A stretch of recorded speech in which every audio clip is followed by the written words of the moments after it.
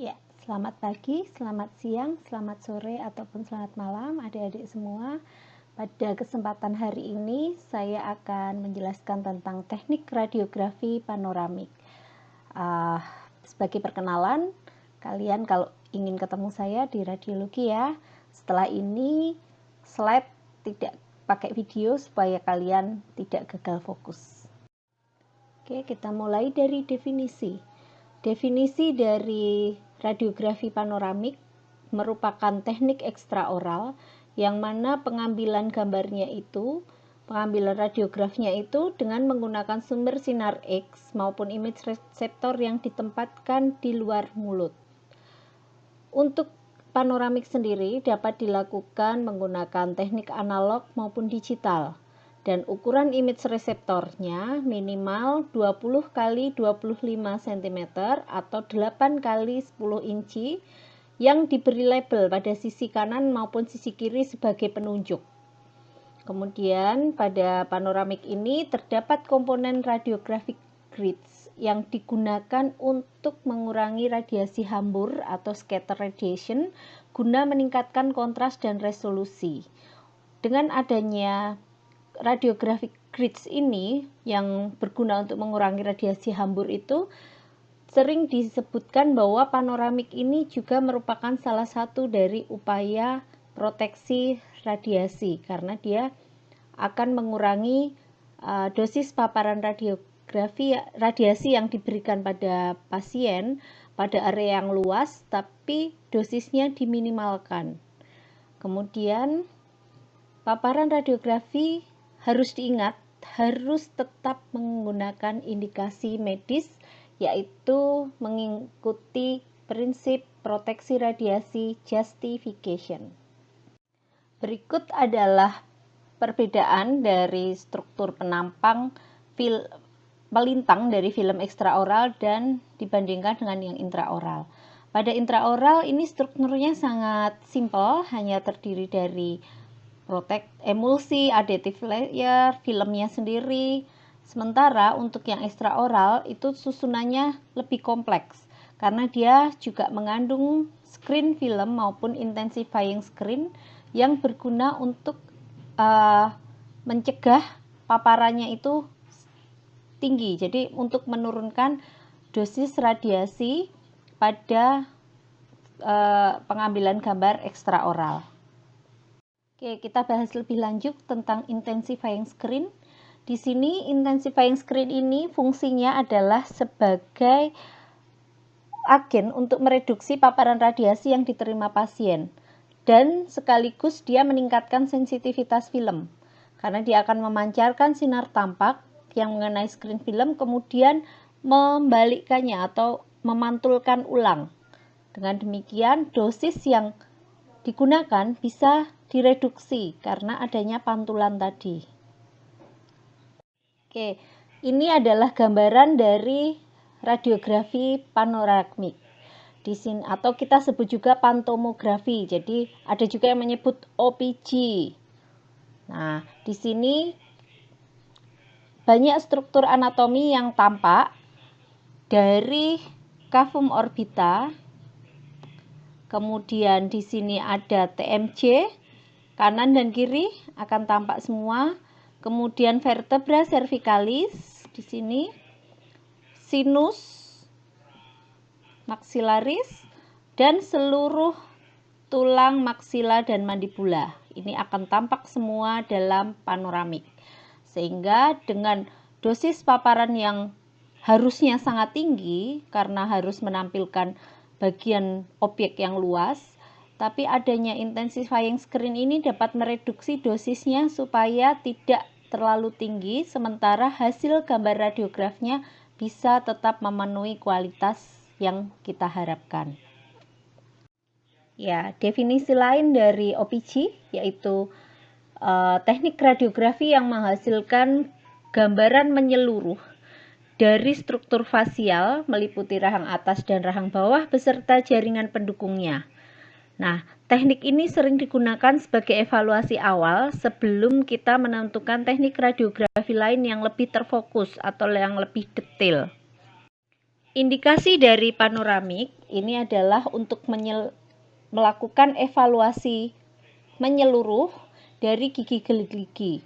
Bisa dari erupsi giginya, dari mekanisme pergerakan gigi, misalnya pada perawatan orto, kemudian adanya tumpatan gigi, kondisi jaringan periodontal, kemudian juga pemeriksaan lesi intraoseus termasuk tumor, kista, dan infeksi yang lain, untuk mendeteksi adanya gigi impaksi, untuk melihat trauma dentomaxilofasial, misalnya ada fraktur, untuk melihat pertumbuhan dan perkembangan dari tulang maksilofasial termasuk jika ada gangguan, serta untuk pemeriksaan TMJ, meskipun tidak semua kelainan dari TMJ bisa tampak pada OPG ini atau panoramik.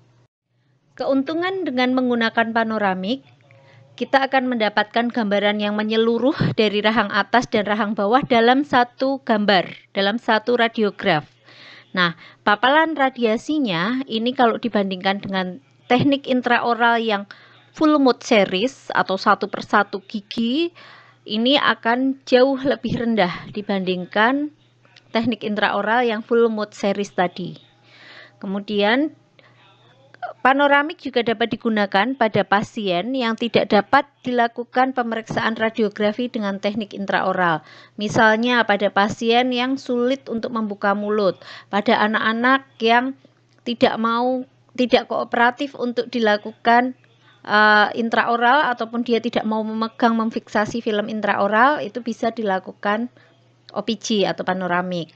Sterilisasi jauh lebih mudah dan lebih baik. Nah, untuk masa pandemi ini juga kemarin kita hanya bisa membuka teknik panoramik saja atau teknik ekstraoral saja. Intraoral tidak dilayani karena mencegah terjadinya kontak dan terjadinya aerosol yang dengan adanya pembukaan mulut yang kontak pada secara intraoral.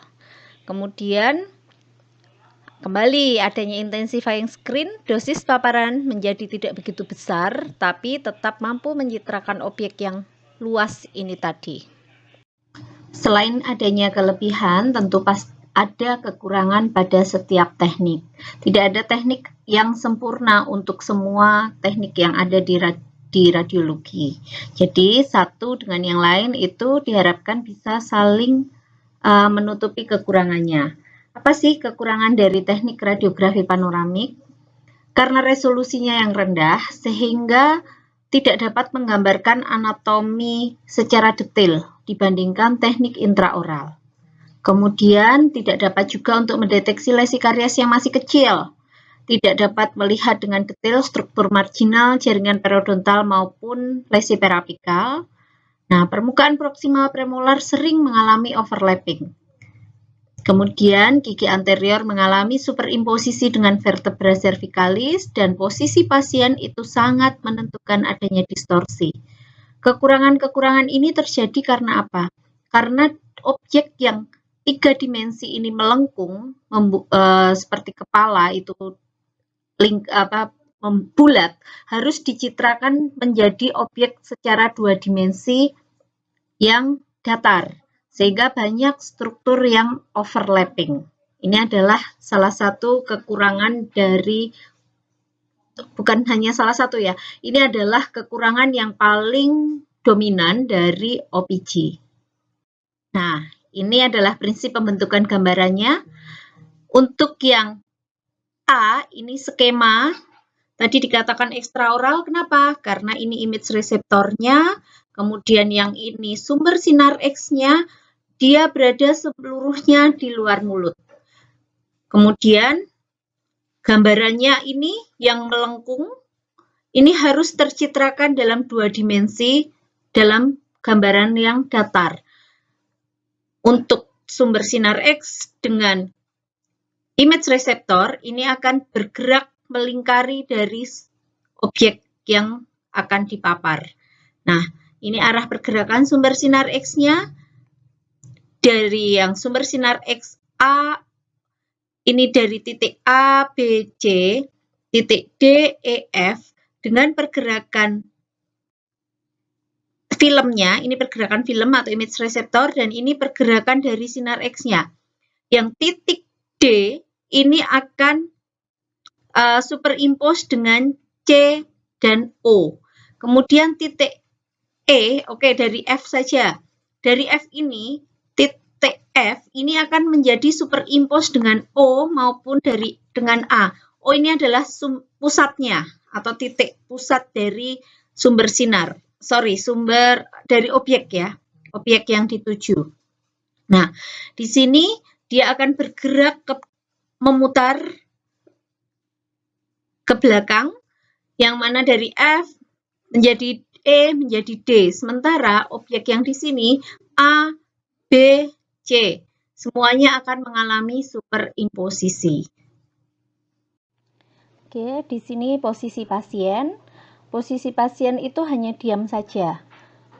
Objek yang dituju itu hanya diam saja. Sumber sinar X maupun image reseptor nantinya yang akan bergerak mengelilinginya.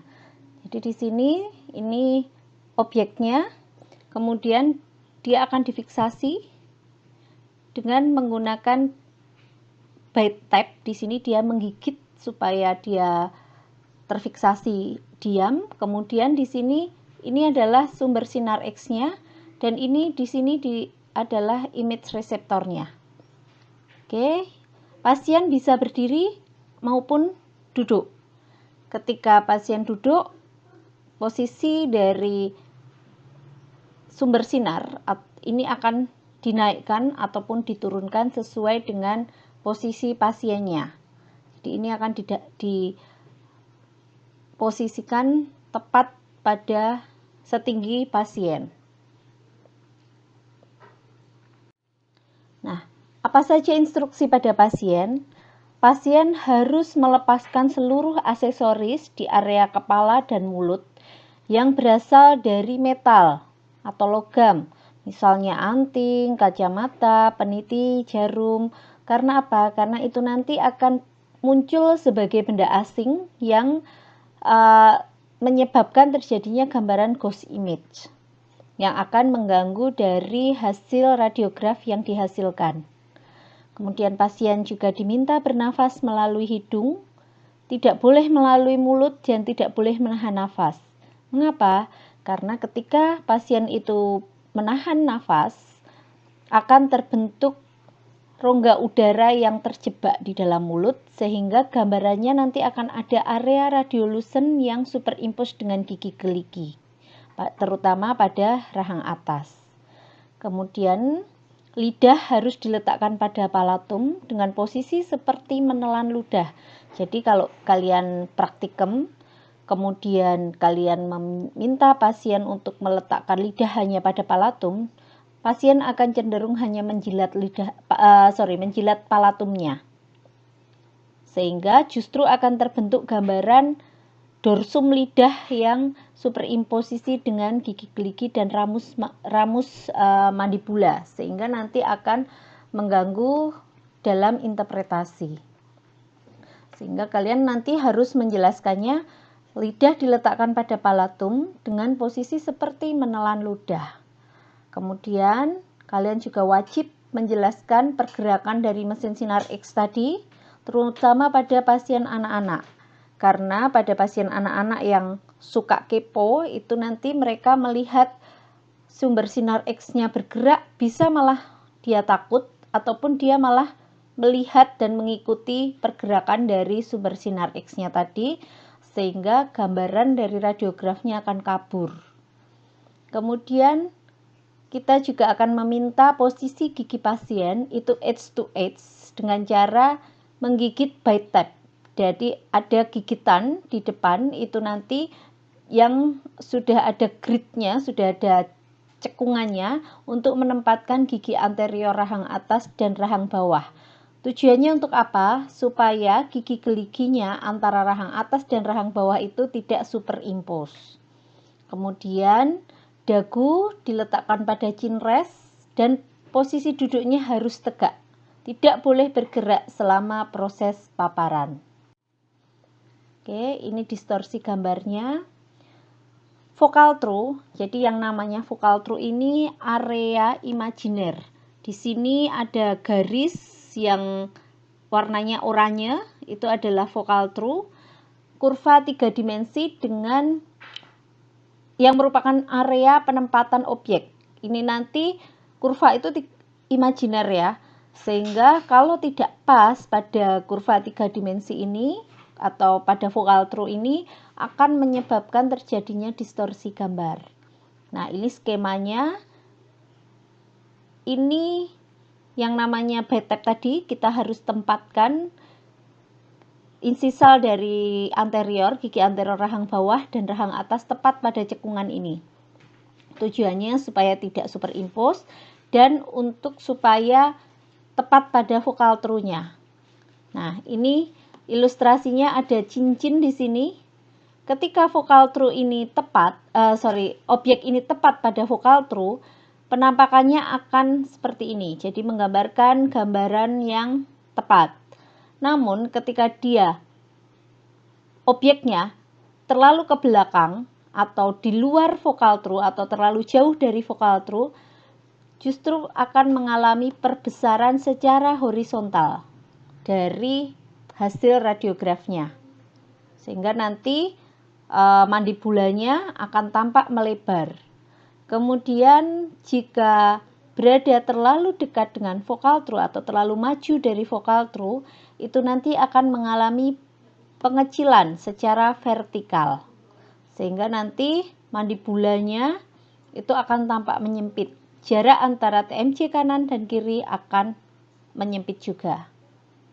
Ya, ini contoh dari radiograf pada anak-anak yang digunakan untuk mendeteksi gigi bercampur. Nih, giginya banyak sekali. Ini adalah benih gigi yang belum erupsi. Kita akan mendeteksi, oh di sini ada gigi impaksi yang arah tumbuhnya inverted, terbalik. Apakah kita akan melihat apakah benih giginya juga lengkap? Itu dari hasil OPG di sini. Kemudian ini anatomi normal dari OPG yang harus tampak pada radiograf.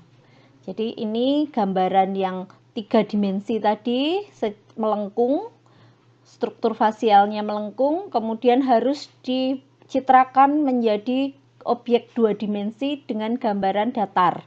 Sehingga di sini TMJ-nya kanan dan kiri akan tercitrakan semua, namun vertebra cervicalis yang ada di belakang itu akan tercitrakan 2 kali, di sisi sebelah kanan maupun di sisi sebelah kiri. Kemudian di sini akan banyak superimposisi, meskipun dia ada di kanan dan kiri, tapi dia tetap superimpose dengan area anterior. Sehingga OPG ini tidak disarankan untuk melihat kondisi anterior. Selain pada anterior ini juga tadi dia menggigit BTAP, sehingga akan menimbulkan gambaran ataupun ghost image seperti lebih radiolucent dibandingkan area lainnya. Ya, ini adalah anatomi normal, harus dipelajari semuanya. Di sini ada apa saja? Ini di sini ada kanalis mandibularis. Untuk gigi-gigi harus tampak dari oklusal sampai ke apikal, tidak boleh ada yang terpotong. Kemudian di sini inferior border dari mandibula juga harus lengkap. Os hyoid juga harus tampak.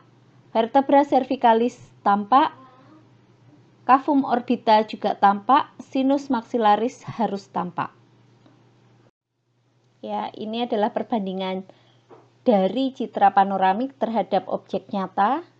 Jadi di sini ada area yang tampak dengan jelas, dengan detail. Namun ada juga yang mengalami superimposisi. Contohnya ini, dasar orbita di sini hanya tampak seperti ini. Kemudian di sini ada hard palate atau palatum durum. Kemudian di sini ada area radiolucent. Area radiolucent di sini merupakan palatum mole. Kemudian di sini markernya ini kanan, kemudian ini L itu berarti kiri ya. Nah, di sini yang tadi dikatakan kalau pasien itu menahan nafas ataupun dia bernafas lewat mulut, itu nanti akan ada bayangan di sini udara yang terjebak sehingga ada area radiolucent. Dan di sini ada ghost image yang mana ketika lidah itu tidak diletakkan sepenuhnya pada palatum. Ya, ini adalah contoh dari kepala pasien yang terlalu mendongak. Jadi, kenapa terjadi ini? Karena instruksi pada pasien yang kadang seringkali tidak tepat. Misalnya, pada pasien yang terlalu mendongak ini akan muncul gambaran seperti ketika distorsi menjauhi dari vokal true. Objek menjauhi dari vokal true, sehingga nanti tampak mandibulanya itu melebar, jarak TMJ kanan dan kiri menjadi jauh, dan gambaran dari dataran oklusal ini menjadi mendatar. Nah, kalau mendongaknya itu terlalu ekstrim, itu nanti akan tampak gambaran seperti mangkok terbalik. Jadi nanti gambarannya oklusal itu malah jadi terbalik seperti ini. Oke, nah kebalikannya kalau pasien ini terlalu menunduk, seperti distorsi yang diakibatkan karena lebih maju dari vokal true. Di sini dataran oklusalnya justru membentuk runcing, membentuk huruf V di sini. Kemudian jarak antara mandibula kanan dan kiri itu menyempit. Kemudian TMJ-nya juga menyempit, mandibulanya menjadi menyempit, dan kadangkala di sini dagunya juga terpotong. Nah, ini posisi duduk pasien yang tidak tegak atau posisi berdiri pasien yang tidak tegak, sehingga vertebra cervicalisnya di sini menjadi melengkung. Melengkung yang harusnya dia rata atau tegak, dia melengkung. Kemudian ciri khasnya lagi, pada bagian anterior itu akan tampak adanya kurva atau trapesium yang menutupi superimpos dengan area anterior dari gigi geligi rahang atas maupun rahang bawah. Kemudian kita juga bisa menyebabkan terjadinya kesalahan interpretasi ketika posisi dari instruksi pada pasien juga tidak tepat. Salah satunya ini tadi yang kita sebutkan, adanya RW-SEDO yang disalahartikan sebagai fraktur.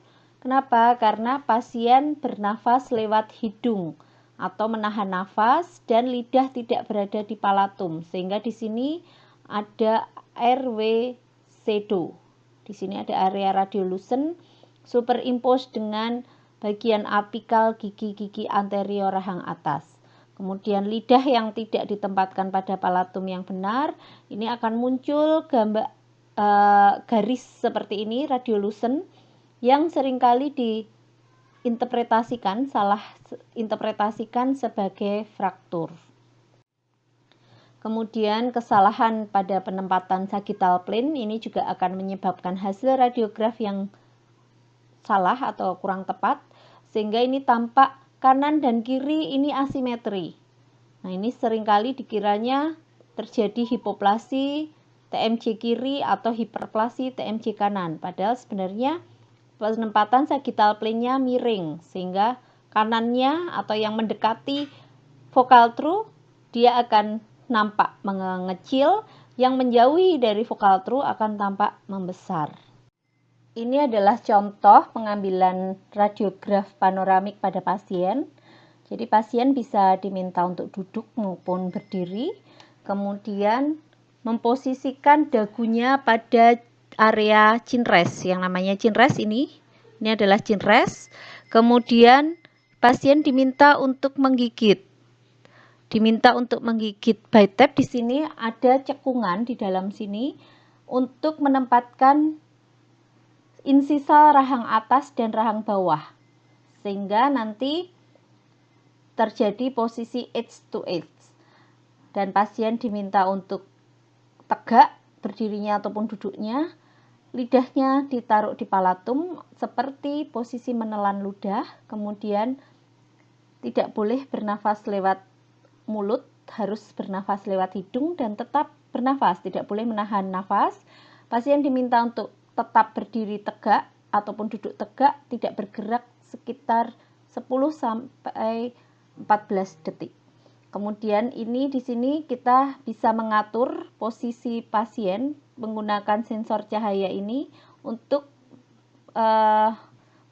memposisikan pasien supaya simetris kanan dan kirinya. Kemudian nanti tube sinar X-nya akan bergerak mengelilingi. Jadi ini adalah tabung sinar X dan ini tabung image reseptor. Dia akan bergerak memutari pasien, sehingga pasien harus diinstruksikan untuk tetap diam, jangan mengikuti arah pergerakan dari tabung yang di sekitarnya. Oke, semoga penjelasan ini bisa memberi gambaran untuk kalian. Untuk akhir dari perkuliahan ini, saya minta kalian tetap semangat belajar, tetap semangat mengikuti kuliah-kuliah selanjutnya. Semoga perkuliahan ini tetap bisa memberikan bekal pada kalian untuk mencapai kompetensi yang diharapkan. Sekian, terima kasih. Selamat mengikuti kuliah-kuliah selanjutnya. Selamat beraktivitas kembali. Selamat siang. Assalamualaikum warahmatullahi wabarakatuh.